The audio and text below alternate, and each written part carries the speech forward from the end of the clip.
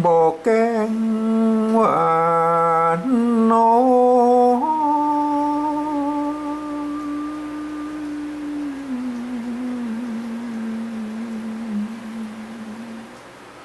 เพื่อนป้องสงสารเจ้าแสงเดือนบ้า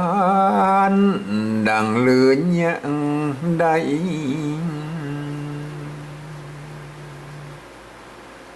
นายได้ถึงสุข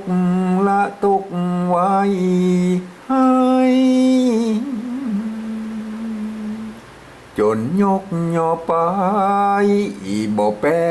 ไข่กำแขนทำสักกำดูแต่ตื้อจริงแน่แจ้งใจผมสารเรื่องตุก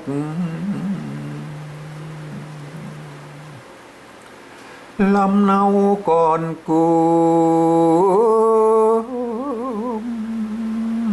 ใครบอกโจมตั้งอายน้ำนาขออย่าติเตียนเน้นตาควันข้าน้องนี่คืนมาทิ้งละยังกลุ่มแปลงแต่งถ้อยวาตะเนบฝากขึ้นตัวมาแผ่วหอดน้องที่ห้องเกหาย้อนจินดาภูมิห่วงจมน้องเนาบ่อุ่นใจแฝง